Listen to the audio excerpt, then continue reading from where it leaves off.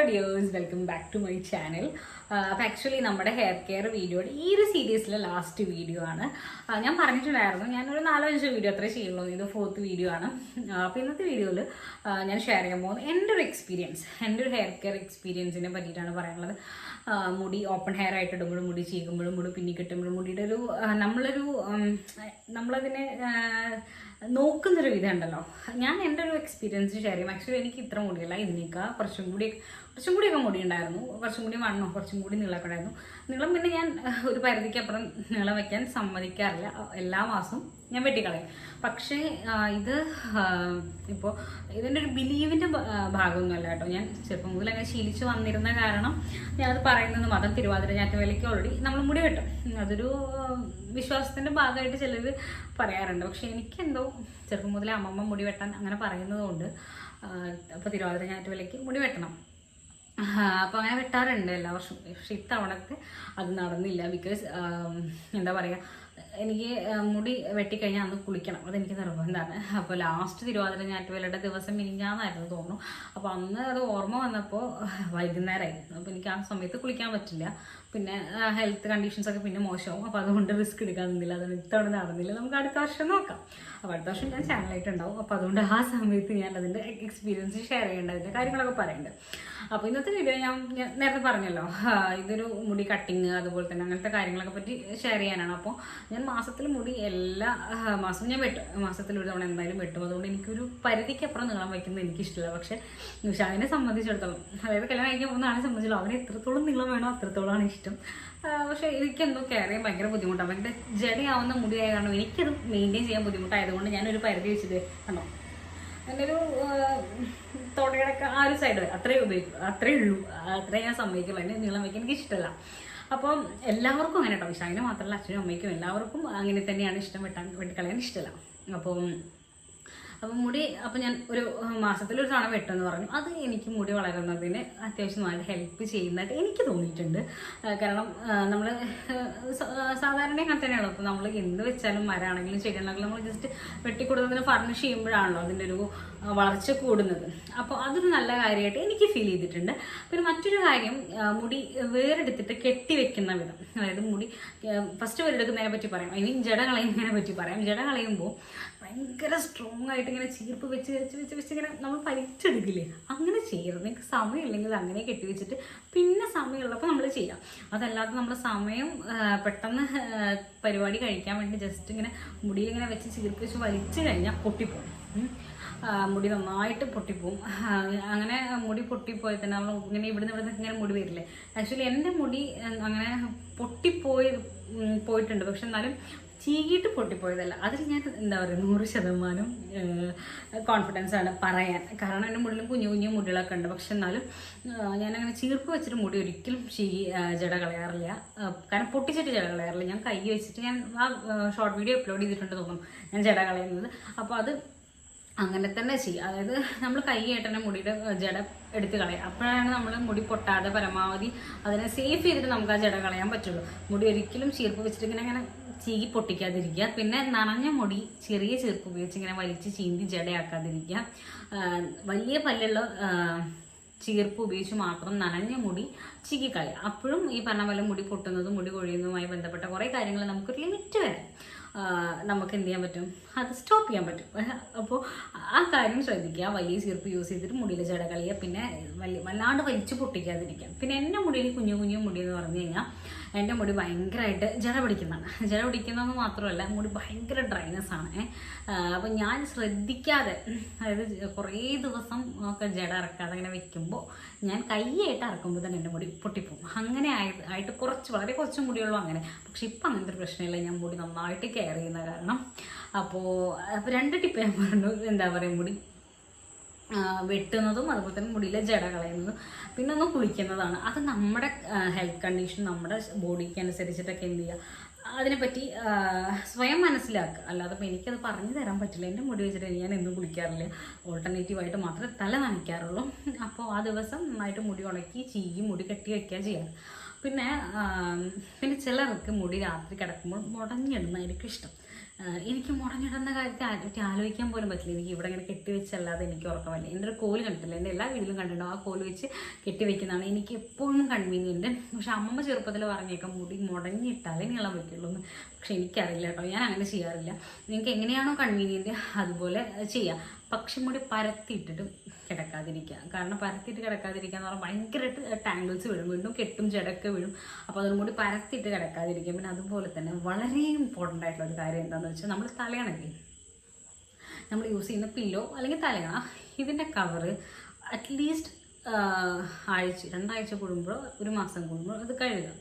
അതിൽ നമ്മുടെ ഈ പറഞ്ഞ പോലെ ഇൻഫെക്ഷൻസും അതുപോലെ ബാക്ടീരിയാസും താരേൻ്റെ ഒക്കെ പൊടി ഉണ്ടെങ്കിൽ അത് തലയിൽ വന്നിരുന്ന് വീണ്ടും മുടി ഡാമേജസ് ആവാൻ നമ്മളെ അത് മുടീനെ പെട്ടെന്ന് ഡാമേജ് ആവാൻ കാരണമാവും. പിന്നെ അതുപോലെ തന്നെയാണ് നമ്മൾ ഉപയോഗിക്കുന്ന തോർത്തുമ്പം, അതും വളരെ ക്ലീൻ ആയിട്ട് യൂസ് ചെയ്യാം. ഇക്കാര്യത്തിലൊക്കെ ഞാൻ വളരെ മടിയായിരുന്നു, പക്ഷെ ഇപ്പോൾ കുറച്ചൊക്കെ ഞാൻ ശ്രദ്ധിക്കാൻ തുടങ്ങിയിട്ടുണ്ട് കേട്ടോ. ഞാൻ ഭയങ്കരമായിട്ട് ശ്രദ്ധിച്ച് നിങ്ങളുടെ ഇത് ചെയ്തുകൊണ്ട് നിങ്ങളുടെ മുന്നിൽ വന്നിരിക്കുന്ന ഒരാളല്ല. പക്ഷെ ഞാൻ ഇതൊക്കെ മനസ്സിലാക്കിയതിന് ശേഷം ഞാൻ കുറച്ച് കെയർ ചെയ്യാൻ തുടങ്ങിയതോടുകൂടി എൻ്റെ മുടി കൊഴിച്ചിൽ പറ്റുന്നതെന്ന് പറഞ്ഞാൽ 1, 2, 3, അതായത് എനിക്ക് തോന്നുന്നു 100 മുടി വരെ കൊഴിയുന്നത് നോർമലാണ് എന്നാണ് പറഞ്ഞ് ഞാനും വായിച്ച് കേട്ടിട്ടുള്ളത്. അപ്പോൾ എൻ്റെ ഒരു 4, 5 മുടി, അത്ര അതിൽ കൂടുതലൊന്നും എൻ്റെ മുടി ഇപ്പോൾ കൊഴിയുന്നില്ല. വളരെ എന്താ പറയുക, ഹെൽത്തി ആയിട്ടുള്ള മുടിയാണ് ഇപ്പോൾ എനിക്ക്. മറ്റൊരു കാര്യം എന്താണ് പറയാനുള്ളതെന്ന് വെച്ച് കഴിഞ്ഞാൽ, നമ്മൾ കഴിക്കുന്ന ഭക്ഷണം. അപ്പോൾ നിങ്ങൾക്ക് ഗൂഗിൾ ചെയ്താൽ മനസ്സിലാവും. ഞാനൊരു ന്യൂട്രീഷനോ അല്ലെങ്കിൽ അതിന് സർട്ടിഫൈഡ് ആയിട്ടുള്ള ആളായതുകൊണ്ട് ഞാൻ ഭക്ഷണത്തിൻ്റെ പേരുകൾ പറയുന്നില്ല. പക്ഷേ നന്നായിട്ട് വെള്ളം കുടിക്കുക, അതുപോലെ തന്നെ ന്യൂട്രീഷ്യസ് ആയിട്ടുള്ള പ്രോട്ടീൻസ് ആയിട്ടുള്ള ഫുഡ് നന്നായിട്ട് കഴിക്കുക. ഇലക്കറികൾ കഴിക്കുന്നത് എപ്പോഴും കണ്ണിനും മുടിക്കൊക്കെ നല്ലതാണ്. പിന്നെ മുട്ട, മീൻ കറി, അതൊക്കെ നമ്മുടെ ശരീരത്തിന് നല്ലതാണ് എന്ന് പറഞ്ഞതുപോലെ തന്നെ മുടിക്കും വളരെ നല്ലത്. മുടിക്ക് ഏറ്റവും നല്ലൊരു സാധനമാണ് സോയയുടെ വിത്താണെങ്കിലും അതുപോലെ തന്നെ സോയ ചങ്ക്സ് ആണെങ്കിലും നല്ല അടിപൊളിയാണ് മുടി വളരാൻ മാത്രമല്ല മുടി ഹെൽത്തി ആയിട്ടിരിക്കാൻ, വളരാനല്ല മുടി ഹെൽത്തി ആയിട്ടിരിക്കാൻ വളരെയധികം നമ്മളെ ഹെൽപ്പ് ചെയ്യുന്നൊരു സാധനമാണ്. പിന്നെ അത് ഒരുപാട് മസാലയൊക്കെ കൂട്ടി ഇങ്ങനെ വറുത്ത് കഴിഞ്ഞാൽ എന്താ അവസ്ഥ എനിക്കല്ല, കറി വെച്ച് കഴിക്കുന്നതായിരിക്കും എപ്പോഴും ബെറ്റർ എന്നാണ് എൻ്റെ ഒരു ഓപ്ഷൻ. അതുപോലെ തന്നെ മറ്റൊരു ഇമ്പോർട്ടൻ്റ് ആയിട്ടുള്ള കാര്യമാണ് ഹെയർ പാക്ക്. എന്നെ സംബന്ധിച്ചിടത്തോളം ഒരു അരമണിക്കൂറൊന്നും അല്ലെങ്കിൽ 30 to 40 മിനിറ്റൊന്നും ഒരു സാധനം തലയിലിട്ട് നിൽക്കാൻ പറ്റില്ല. ഓൾറെഡി നമ്മളിതിങ്ങനെ ഇവിടെ ഇങ്ങനെ ചുറ്റി വെക്കണമല്ലോ സ്വാഭാവികമായിട്ടും തലയിൽ ഹെയർ പാക്ക് ഇടുമ്പോൾ. അപ്പോൾ എനിക്കതങ്ങനെ കുറേ നേരം ഹോൾഡ് ചെയ്യാൻ പറ്റില്ല, പെടലി വേദന തുടങ്ങും. പിന്നെ അത് മാത്രമല്ല ഇപ്പോഴത്തെ കണ്ടീഷൻ വെച്ചിട്ട് ആരോഗ്യം എങ്ങനെയായി തീരുമെന്ന് പറയാൻ പറ്റില്ല. അപ്പോൾ അതുകൊണ്ട് കുറച്ച് കാലമായിട്ട് ഞാൻ ഹെയർ പാക്ക് ഒന്നും ഉപയോഗിക്കാറില്ല. ഒരു 6 മാസക്കാലമായിട്ട് തീരെ ഉപയോഗിക്കാറില്ല. പക്ഷേ ഹെയർ പാക്ക് യൂസ് ചെയ്യാറുണ്ട്. ഞാൻ ഹോമിൽ ചെയ്യാൻ പറ്റും, വീട്ടിൽ ചെയ്യാൻ പറ്റുന്ന ഹെയർ പാക്ക് മാത്രമേ ഞാൻ ചെയ്യാറുള്ളൂ, അല്ലാതെ വാങ്ങിയിട്ടൊന്നും ഉപയോഗിക്കാറില്ല. പിന്നെ ഉപയോഗിക്കുന്ന ഒരു കാര്യം ഹെന്ന. ഞാനിപ്പോൾ ലാസ്റ്റ് ഹെന്ന ചെയ്ത് എൻ്റെ എൻഗേജ്മെൻറ്റ്, അതായത് മാർച്ച് 27-ാം തീയതിയാണ് ഞാൻ ലാസ്റ്റ് ഹെന്ന ചെയ്തത്. പക്ഷെ ആ ഹെന്നയുടെ കളർ ഇപ്പോഴും എൻ്റെ മുടിയിലുണ്ട്. കാരണം എൻ്റെ വീടിൻ്റെ അടുത്തുള്ള ചേച്ചി കേട്ടോ ചെയ്തു തന്നു. അവിടെ ഒരു ബ്യൂട്ടി പാർലർ ഉണ്ട്, ചേച്ചിയാണ് ചെയ്തത്. പക്ഷെ അത് വളരെ അടിപൊളിയായിട്ട് ചേച്ചി ചെയ്തു തന്നു. ചേച്ചി അത് ചെയ്യുന്നേക്കാൾ മുന്നേ ഞാൻ എൻ്റെ കൺസേൺസ് ഒക്കെ പറഞ്ഞിട്ടാണ്. എനിക്കിങ്ങനെ ആരോഗ്യ പ്രശ്നങ്ങളുണ്ട്, എനിക്കിങ്ങനെ ശ്വാസം മുട്ടിൻ്റെ പ്രശ്നങ്ങളൊക്കെ ഉണ്ട്. അപ്പോൾ അതുകൊണ്ട് ഹെന്ന മിക്സ് ചെയ്യുന്നേക്കാൾ മുന്നേ എന്നോടൊന്ന് പറയണം, പ്രോഡക്റ്റ് ഒന്ന് കാണിച്ചു തരണം എന്ന് പറഞ്ഞു. പുള്ളിക്കാരി കാണിച്ചത് പ്രോഡക്റ്റൊക്കെ ഞാൻ എനിക്ക് എന്താ പറയുക അറിയുന്ന കാര്യങ്ങളാണ്. നല്ല വളരെ നാച്ചുറൽ ആയിട്ടുള്ള ഇപ്പോൾ ആയുർവേദിക് ഹെന്നല്ലേ, അതാണ് പുള്ളിക്കാരി എനിക്ക് ചെയ്തു തന്നത്. ഭയങ്കര അതിനൊരു എഫക്റ്റ് ആക്ച്വലി ഇപ്പോഴും എൻ്റെ മുടിയിലുണ്ടായിരുന്നു. ചേച്ചി അത് ചെയ്തു തരുമ്പോഴേ എന്നോട് പറഞ്ഞിട്ടുണ്ടായിരുന്നു, ഇത് ഞാൻ ഗ്യാരണ്ടീഡാണ്, ഒരു 1-2 മാസം കഴിഞ്ഞാൽ നിൻ്റെ മുടിക്ക് ഈ കളറിൻ്റെ ഒരു എന്താ പറയുക ചെറുതായിട്ടൊരു കളർ ചെയ്തൊരു എഫക്റ്റ് വളരെ മൈൽഡായിട്ട് കേട്ടോ, ഒരുപാടൊന്നുമില്ല, വളരെ മൈൽഡായിട്ട് അതിനൊരു എഫക്റ്റ് ഇപ്പോഴും എൻ്റെ മുടിയിലുണ്ട്. അത് അടിപൊളിയായിരുന്നു. അപ്പോൾ ആക്ച്വലി ഞാൻ ഒരു ജൂൺ, ജൂലൈ, ഓഗസ്റ്റ് അങ്ങനെ 3 മാസം കണ്ടിന്യൂസ് ആയിട്ട് ചെയ്യണം എന്ന് വിചാരിച്ചതായിരുന്നു കല്യാണത്തിന് മുന്നേ. പക്ഷേ അൺഫോർച്ചുനേറ്റ്ലി ഞാൻ ഹോസ്പിറ്റലൈസ്ഡ് ആയി. എനിക്ക് അങ്ങനത്തെ പ്രശ്നങ്ങളൊക്കെ വന്നത് കൊണ്ട് മെയ്യിൽ ചെയ്യാൻ പറ്റിയിട്ടില്ല, ജൂണിൽ ചെയ്യാൻ പറ്റില്ല. ഇപ്പോൾ ജൂലൈ ആയി. പക്ഷേ ഞാൻ ജൂലൈ ലാസ്റ്റ് ചെയ്യും. ഡോക്ടറെ കൺസൾട്ട് ചെയ്ത് ഡോക്ടറോട് കാര്യങ്ങളൊക്കെ പറഞ്ഞ് ചേച്ചി എനിക്ക് അന്ന് അയച്ചുന്ന പ്രോഡക്ട്സിൻ്റെ ഫോട്ടോ ഒക്കെ ഇപ്പോഴും ഉണ്ട്. ഞാൻ ചേച്ചിയോട് ചോദിച്ചു, ചേച്ചി ഇപ്പോഴും അത് തന്നെയാണ് ഉപയോഗിക്കുന്നത്. അപ്പോൾ ഞാൻ ഡോക്ടറെ അടുത്ത് കൺസൾട്ട് ചെയ്തിട്ട് വീണ്ടും എന്ത് ചെയ്യും, ഡോക്ടറെ അടുത്ത് അത് ഓക്കെ ആണോ എന്ന് ചോദിച്ചിട്ട് ഞാൻ പറ്റുകയാണെങ്കിൽ ഈ മാസം എൻഡും ഓഗസ്റ്റിലും ഞാൻ ചെയ്യും. അപ്പോൾ അതിൻ്റെ ഒരു എഫക്റ്റ് എൻ്റെ മുടിയിലുണ്ട്. അപ്പോൾ വീട്ടിൽ എന്ത് ചെയ്യുക, എണ്ണ യൂസ് ചെയ്യാൻ പറ്റുന്ന ആളുകളാണെങ്കിൽ പുറത്ത് പോയി എക്സ്പെൻസീവൊക്കെയാണ് ചെയ്യാൻ എന്നുള്ളവർ എന്ത് ചെയ്യാം, വീട്ടിൽ തന്നെ ചെയ്യുക. ആയുർവേദിക് ഹെന്നയുടെ യൂട്യൂബ് വീഡിയോ കുറേ അവൈലബിൾ ആണ്. അപ്പോൾ അത് നോക്കിയിട്ട് ഹെന്ന ചെയ്യാം. ഹെന്ന ചെയ്യുന്ന മുടിക്ക് വളരെ നല്ലതാണ്. പിന്നെ കെമിക്കൽ ട്രീറ്റ്മെൻറ്റ് ചെയ്തിട്ടുള്ളവരാണെങ്കിൽ എൻ്റെ മുടിക്ക് കെമിക്കൽ ട്രീറ്റ്മെൻറ്റ് ചെയ്തിട്ടില്ല, അതുകൊണ്ട് കേട്ടറിവ് മാത്രമേ ഉള്ളൂ. എനിക്ക് സ്വയം അനുഭവത്തിൽ നിന്നൊന്നും പറയാനില്ല. പക്ഷേ അവർ പറയുന്ന കാര്യങ്ങൾ വളരെ ഇമ്പോർട്ടൻ്റ് ആയിട്ട് നമ്മൾ എടുത്ത് നമ്മളതുപോലെ തന്നെ ഫോളോ ചെയ്ത് പോരാ, അല്ലെങ്കിൽ മുടിക്ക് ഡാമേജസ് ആവും. സ്പാ ചെയ്യുക, അങ്ങനത്തെ കാര്യങ്ങളൊക്കെ ചെയ്യുക. സ്പാ ഞാൻ പറഞ്ഞില്ലേ, സ്പാ ഞാനിപ്പോൾ ചെയ്യുന്നത് നിർത്തി വെച്ചിട്ടുണ്ട്. കാരണം എനിക്ക് പറ്റുന്നില്ല സ്പാ ചെയ്ത് കെമിക്കൽസിൻ്റെ ആ ഒരു സ്മെല്ലും മറ്റു കാര്യങ്ങളും. അതിൽ നിന്നാണ് ഞാൻ സ്റ്റെപ്പ് ഇൻറ്റു നമ്മുടെ ഹെന്നയിലോട്ട് മാറിയത്. ഹെന്ന എനിക്ക് ഓക്കെയാണ്, വലിയ കുഴപ്പമില്ല. പക്ഷെ ഭയങ്കര സുഖമാട്ടോ ഹെന്ന ചെയ്ത് ഉറക്കെ. നമുക്ക് ഹെന്ന ചെയ്തുകൊണ്ടിരിക്കുമ്പോൾ ഞാൻ പറഞ്ഞില്ല മാർച്ച് 27 ഞാൻ ചെയ്തതിന് ചേച്ചി ചെയ്തിരിക്കുമ്പോൾ ഞാൻ ഉറങ്ങിപ്പോയി. അത്രയും സുഖമായിരുന്നു ചേച്ചി ചെയ്യുന്നത്. അതിന് വേണമെങ്കിൽ അതിൻ്റെ പാക്ക് നിങ്ങൾക്ക് ആവശ്യമുണ്ടെങ്കിൽ നിങ്ങൾ കമൻറ്റ് ചെയ്യൂ. ഞാൻ എന്തായാലും അതിൻ്റെ പാക്ക് മീൻസ് ആ ഒരു പാക്കിൻ്റെ ഇൻഗ്രീഡിയൻസ് ചേച്ചി തന്നെ സ്വയം ചെയ്യുന്നതാണ്. അതിൻ്റെ ഞാൻ ചേച്ചിയോട് ചോദിച്ചിട്ട് വേണമെങ്കിൽ ഞാൻ എന്ത് ചെയ്യാം, ഞാനതിൻ്റെ താഴെ നിങ്ങൾക്ക് ആവശ്യമുണ്ടെങ്കിൽ നെക്സ്റ്റ് ഒരു വീഡിയോ ആയിട്ട് തന്നെ ചെയ്യാം, താഴെ കൊടുക്കാതെ.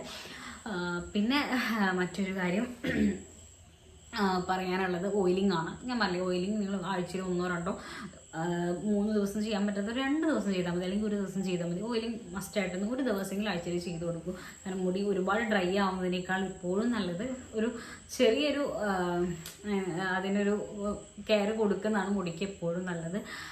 പിന്നെ ഉള്ളില്ല എന്ന് പറയുന്ന പ്രശ്നം പല കാരണങ്ങൾ കൊണ്ട് നമ്മുടെ മുടിയുടെ ഉള്ളിൽ നഷ്ടപ്പെടാം. അതിന് നമ്മൾ ഈ യൂട്യൂബിൽ കാണുന്നു, സോഷ്യൽ മീഡിയയിൽ കാണുന്നു, നമുക്ക് അറിയാവുന്ന എല്ലാ സാധനങ്ങളും കുത്തിക്കലക്കി തലയിൽ തേക്കുന്നതിനേക്കാൾ നല്ലത് ഇതൊരു കുറച്ച് കാലങ്ങളായിട്ട് വല്ല സിവിയർ ആയിട്ടുള്ള മുടി കൊഴിച്ചിലൊക്കെ ആണെങ്കിൽ നിങ്ങൾ എന്ത് ചെയ്യുക, ഒരു MD ഡോക്ടറെ കൺസൾട്ട് ചെയ്യുക. ഡോക്ടറോട് പറയുന്ന പ്രശ്നങ്ങളുണ്ട് എന്ന് പറയുമ്പോൾ ഡോക്ടർ ചിലപ്പോൾ ബ്ലഡ് ടെസ്റ്റിൻ്റെ കാര്യം പറയും. അതല്ല നോർമലിയുള്ള പ്രശ്നങ്ങൾ ഡോക്ടർ 2-3 വൈറ്റമിൻ ടാബ്ലറ്റ്സ് ഒക്കെ എഴുതുന്നത് ആ കാര്യം ചിലപ്പോൾ സോൾവ് ആയി വരും. പക്ഷെ നമ്മൾ ബ്ലഡ് ടെസ്റ്റ് ചെയ്തിട്ട് വേണം. ഇത്രയും സിവിയർ ആയിട്ടുള്ള കണ്ടീഷനിൽ ഉണ്ടെങ്കിൽ നമ്മളത് ഡോക്ടറെ കണ്ട് ബ്ലഡ് ടെസ്റ്റൊക്കെ ഡോക്ടർ പറയും. അപ്പോൾ അത് ചെയ്തിട്ട് വേണം അതിനുള്ള ട്രീറ്റ്മെൻറ്റ് എടുത്തിട്ട് മുടി കൊഴിച്ചിൽ നിർത്താൻ.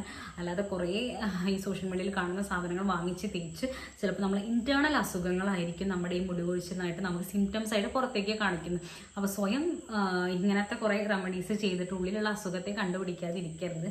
ഞാൻ ഇതിങ്ങനെ എടുത്തു പറയാൻ കാരണം എനിക്കറിയുന്ന ഒരാളുടെ എക്സ്പീരിയൻസ് ആണ്. ഞാൻ അതിൻ്റെ പേരും പുള്ളിക്കാരുടെ അസുഖമൊന്നും ഞാൻ ഇവിടെ പറയുന്നില്ല.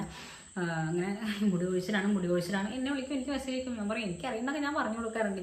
ഞാൻ എണ്ണ വീട്ടിൽ തന്നെയാണ് തേക്കുന്നതാണെന്ന് പറഞ്ഞിട്ട് ഇനിയിപ്പോൾ അവളുടെ വീട്ടിൽ ഉള്ള എണ്ണ മോശമാണെന്ന് ഞാനത് കൊടുക്കുകയും ചെയ്തു. നമ്മുടെ വീട്ടിൽ ആട്ടിച്ച എണ്ണയാണ്, അത് കൊടുക്കുകയും ചെയ്തു. പക്ഷേ അവസാനം ബ്ലഡ് ടെസ്റ്റ് ചെയ്തപ്പോഴാണ് പുള്ളിക്കാരുടെ ഒരു ഹെൽത്ത് കണ്ടീഷൻ്റെ ഭാഗമായിട്ടായിരുന്നു, ഇപ്പോൾ ട്രീറ്റ്മെൻറ്റിലാണ് അത് മുടി കൊഴിയാൻ തുടങ്ങിയത് എന്നുള്ളത് കണ്ടെത്തി. അപ്പോൾ അതുകൊണ്ട് വലിയ സുഖമൊന്നുമല്ല, പക്ഷെ എന്നാലും നമ്മൾ മരുന്ന് കഴിച്ചാലല്ലേ നമ്മുടെ ആരോഗ്യമല്ലേ നോക്കണ്ടേ. അപ്പോൾ അതുകൊണ്ട് സിവിയർ ആയിട്ടുള്ള മുടി കൊഴിച്ചിലൊക്കെ ഉണ്ടെങ്കിൽ എന്ത് ചെയ്യാം, ഇപ്പോൾ ഒരു ഡോക്ടറെ കാണാം. അപ്പോൾ ഡോക്ടർ പറയും കാര്യങ്ങളൊക്കെ. ഡോക്ടർ കുഴപ്പമില്ലെങ്കിൽ ഡോക്ടറുടെ വൈറ്റമിൻ ടാബ്ലറ്റ്സ് തന്നിട്ട് വിടുകയും ചെയ്യും. സോ അപ്പോൾ നമ്മുടെ ഹെയർ കെയർ റൊട്ടീൻ്റെ ഭാഗത്തോടെ എനിക്ക് ഇത്രേ പറയാനുള്ളൂ. ബിക്കോസ് ഞാൻ ഒരുപാട് ഹെയർ കെയർ ചെയ്യുന്ന ഒരാളല്ല. ഞാൻ ഈവൻ സ്പാ പോലും നിർത്തിയിട്ട് ഓൾമോസ്റ്റ് 1 year ആയി. ലാസ്റ്റ് ഒരു ഹെന്ന മാത്രമാണ് ഹെയർ കെയർ എന്ന് പറഞ്ഞിട്ട് ഞാൻ പോയി ചെയ്തിട്ടുള്ളത്.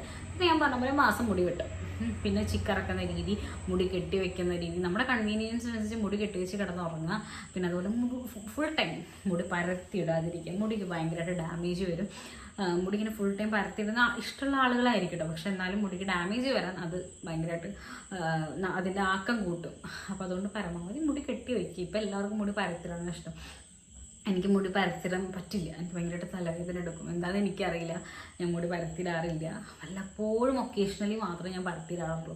അപ്പോൾ എൻ്റെ ഒരു ഹെയർ കെയർ എക്സ്പീരിയൻസ്, എൻ്റെ ഒരു ഹെയർ കെയറിൻ്റെ റുട്ടീൻ പോലെയൊക്കെയാണ് ഞാൻ ഇതിൽ പറഞ്ഞിട്ടുള്ളത്. അപ്പോൾ ആർക്കെങ്കിലും ഹെൽപ്ഫുൾ ആവുകയാണെങ്കിൽ ആവട്ടെ എന്ന് ഓർത്തിട്ടാണ് ഇങ്ങനെ ഒരു വീഡിയോ ആയിട്ട് ചെയ്ത്. ഇതിൻ്റെ ഹെയർ കെയർ വീഡിയോസിൻ്റെ ഈ സീരീസിലെ ലാസ്റ്റ് വീഡിയോ ആണ്. ഇനിയിപ്പോൾ എന്തായാലും തൊട്ടടുത്ത് ഞാൻ ഹെയർ കെയർ വീഡിയോ ചെയ്യില്ല. ഇനിയിപ്പോൾ കല്യാണമായിട്ട് ഞാൻ 2-3 കാര്യങ്ങൾ പരീക്ഷിച്ച് നോക്കുന്നുണ്ട്, ഒന്നും കൂടി സെറ്റപ്പ് ആവാൻ വേണ്ടിയിട്ട്.